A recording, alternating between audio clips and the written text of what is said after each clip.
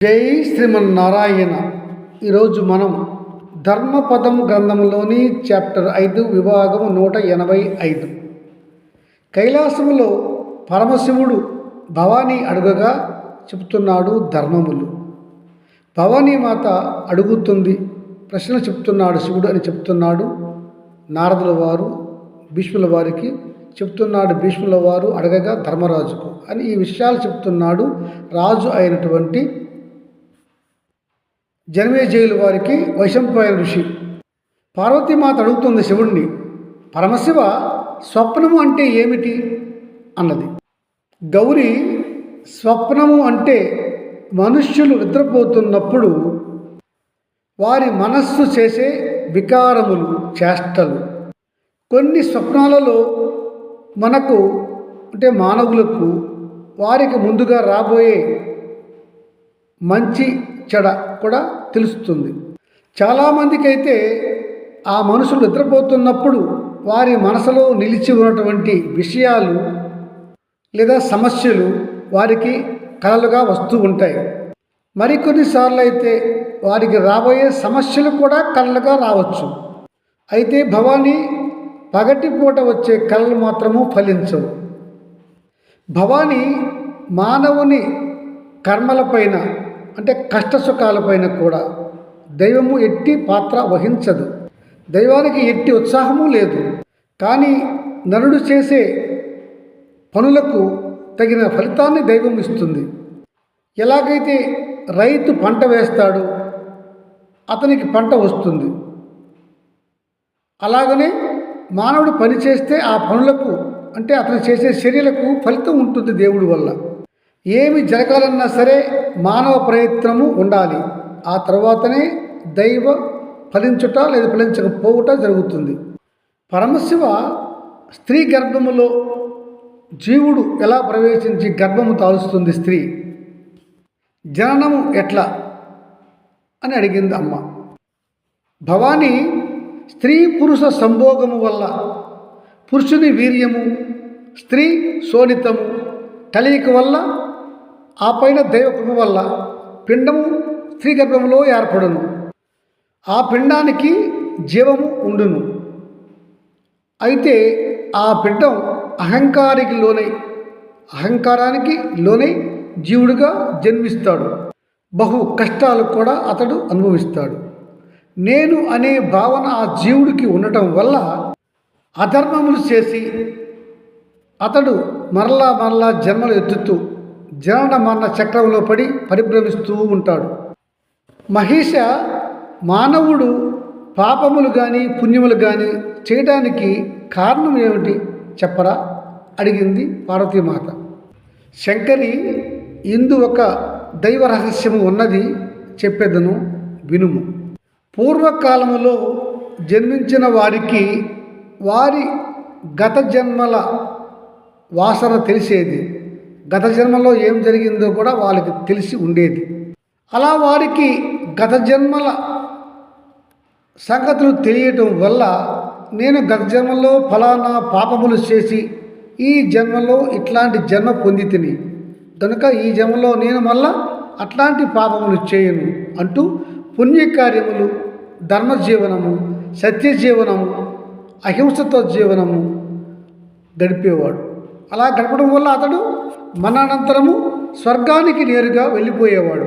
ఇలా చాలామంది ధర్మపరులై స్వర్గానికి పోతుండటం వల్ల స్వర్గం నిండిపోయింది, కిక్కిరిసిపోయింది.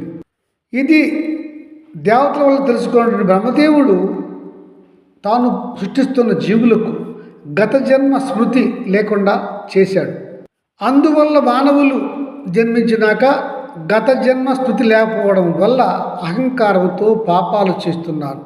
ఇలాంటప్పుడు చాలా కొద్ది మంది మాత్రమే ధర్మ మార్గములో పయనించి అహింస, సత్యము, పెద్దలను గౌరవించుట లాంటివి తెలుసుకొని జ్ఞానంతో 24 తత్వాలను తెలుసుకొని వాటిని విడిచి 25వ తత్వంగా మారి 26వ తత్వాన్ని చేరుకొని ముక్తిని పొందారు. ముక్తిని చేరుకోలేని కొంతమంది స్వర్గాన్ని చేరుకున్నారు. అయితే ఇలా అందరూ కూడా నరకానికి వెళ్తే అక్కడ కూడా నరకములో కూడా స్థలము చాలదు అని భావించిన విధాత కొందరు మరలా సన్మార్గంలో ప్రయాణించాలని అనుకొని ఆ విధాత ఉత్తమ లోకాలకి కొందరు పోవడానికి తత్వజ్ఞానాన్ని ఋషుల ద్వారా, గురువుల ద్వారా, ఉత్తముల ద్వారా ప్రజలకు అందించాడు బ్రహ్మదేవుడు. అలా ఎవరైతే జ్ఞానం పెంచుకొని, తత్వజ్ఞానం పెంచుకొని గురువుల ద్వారా 24 తత్వాలను తెలుసుకొని అహంకారాన్ని వీడి వైరాగ్యాన్ని చేపట్టి 25 తత్వంగా మారి వైరాగ్యంతో 26వ తత్వాన్ని కూడా కొంతమంది చేరుకోగలిగారు. అంటే వారి యొక్క అరిషడ్వర్గాలను నియంత్రించుకొని రజోత్తమో గుణాలకు చేరకుండా వైరాగ్యంతో దేవుని యందు భక్తితో వారు ముక్తికి లేదా స్వర్గానికి వెళ్ళడానికి ప్రయత్నాలు చేశారు. ఇలా బ్రహ్మదేవుడు తత్వజ్ఞానాన్ని ఋషుల ద్వారా, గురువుల ద్వారా పంచి ఇచ్చినా కూడా కొంతమంది తత్వజ్ఞానం తెలుసుకొనక 24 తత్వాలకు అధీనుడై కుటుంబము, సంసారము వాటిలో పడి భ్రమించాడు. అంటే అతడు 24 తత్వాలు కిందికి పడిపోయినాడు, 24 తత్వాలు దాటి ముందుకు వెళ్ళలేకపోయినాడు. కనుక అతడు మరలా జనన మరణ చక్రంలో పడి పరిభ్రమిస్తూ ఉన్నాడు. పరమశివ మరి కొంతమంది అనుమానం పడుతున్నారు, పునర్జన్మ ఉన్నదా లేదా అని అన్నది భ్రమరాంబ. జగన్మాత జగదాంబ ప్రతి జీవికి కూడా పునర్జన్మ అనేది ఉన్నది. జ్ఞానులు వేదవాక్యాలు, తత్వజ్ఞానము తెలుసుకోవాలి. జీవుడు రూపరహితం, చనిపోయిన శరీరం మాత్రమే. శరీరం నుంచి విడిపడిన జీవుడును యమకింకరులు యమలోకానికి తీసుకుపోతారు వారి పాపం బట్టి. అక్కడ వారు చేసిన పాపాలకు ఫలితం అనిపించాలి గనుక మాయాదేహంలోనికి ఆ ఆత్మను ప్రవేశపెడతారు. ఆ పైన వారికి తగిన శిక్ష విధిస్తారు. పుణ్యాత్ములైతే ఉత్తమ విమానాలలో స్వర్గలోకానికి, ఆపై లోకాలకు వెళ్ళిపోతారు. పాపాత్ములు మాత్రము మధ్యస్థ రకమైన పాపాత్ములైతే సాధారణ మార్గంలో యమలోకానికి పోతారు. ఎక్కువగా పాపాలు చేసిన వారు దుర్గంధమయమైనటువంటి దారిలో యమలోకానికి పోతారు. యమధర్మరాజు పరమ ధార్మికుడు, ధర్మాత్ముడు. అతడు పుణ్యాత్ములను సగౌరవంగా విమానాలపైన స్వర్గలోకము, ఆపై లోకాలకు పంపును. పాపాత్ములను బ్రహ్మదేవునితో మరలా తగిన జన్మలలో జన్మింపజేయును. పాపాత్ములకు తన నరకలోకములో శిక్షలు విధించును ధర్మరాజు.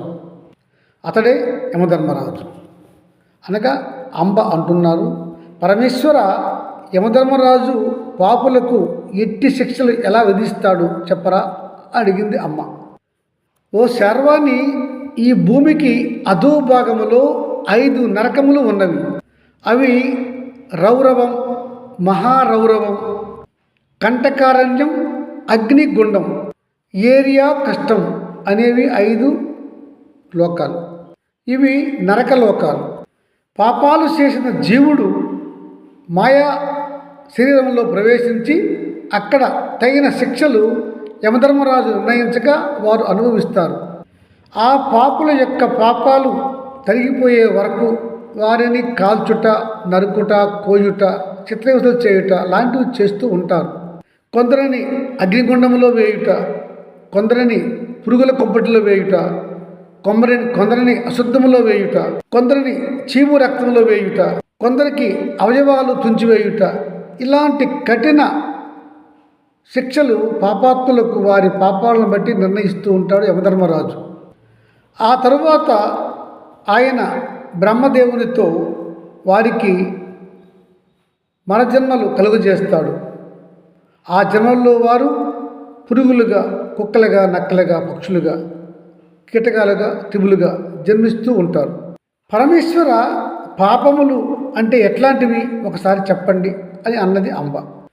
ఓ ఉమాదేవి, పాపములు 3 రకాలుగా ఉంటాయి. 1 మనసుతో చేసేవి, 2 నోటితో చేసేవి, 3 శరీరంతో చేసేవి. ఇతరుల సొమ్మును ఆశించి దొంగతనంతో దోచుకోవటం, పాపకృత్యాలు జరుగుతుంటే చూసి వాటిని మనస్సులో ప్రోత్సహించుట, ధర్మకార్యాలను మనసుతో కానీ వాచంతో కానీ కర్మతో కానీ ప్రోత్సహించుట లేదా దూషించుట. ధర్మకార్యాలను ఎవరైతే ప్రోత్సహించరో, అధర్మ కార్యాలను ఎవరైతే ప్రోత్సహిస్తారో వారు పాపాత్ములు. పరస్త్రీలను వ్యామోహించుట, వారి అనుమతితో కానీ అనుమతి లేకుండా కానీ వారితో శృంగారము చేయుట, ద్వేషం, అసూయ, పాపపు ఆలోచనలు చేయుట, ఇట్లాంటివన్నీ మానసిక పాపాలు. ఇక అసత్యాలు చెప్పుట, కఠినంగా మాట్లాడుట, మాటల ద్వారా ఇతరులను హింసించుట, పితృదేవతలను, గురువులను, పెద్దలను, సజ్జనులను దూషించుట, హింసించుట, దైవదూషణము, వేద దూషణము, నిరంతరము పరనింద అనేవి వాక్ సంబంధమైన పాపములు. ఇక చంపుట, బంధించుట, కొట్టుట, హింసించుట, తినరానివి తినుట, పరపత్నిని అనుభవించుట, మద్యపానము, జోదము, దుస్సాంగత్యము చేసే వారితో సాంగత్యము చేయుట, తల్లికి తండ్రికి గురువుకు రాజుకు, తల్లికి తండ్రికి గురువుకు రాజుకు నమస్కరించకపోవుట, గౌరవించకపోవుట, ఉత్తముడైన భార్యను నిరాకరించుట, ఉత్తముడైన భర్తను అగౌరవపరచుట, అధర్మ కార్యాలు చేయుట, ఇవన్నీ మానవుడు తన శరీరంతో చేసే అధర్మ కార్యాలు. దేవి మద్యపానం వల్ల మానవుడు ఎక్కువ పాపాలు చేస్తుంటాడు. మద్యపానం వల్ల ఆ మానవుడు చెడిపోతాడు, అతని ఇంటిని చెడగొడతాడు, ఆ ఉన్న సమాజాన్ని కూడా అతడు చెడగొడతాడు. కనుక అతడికి పాపము తప్పక వస్తుంది. అట్టివాడు నరకానికి తప్పక పోతాడు అని భగవాన్ సాంబశివుడు అమ్మ దుర్గమ్మకు చెప్పాడు అని చెప్పాడు ధర్మరాజు. జై శ్రీమన్నారాయణ.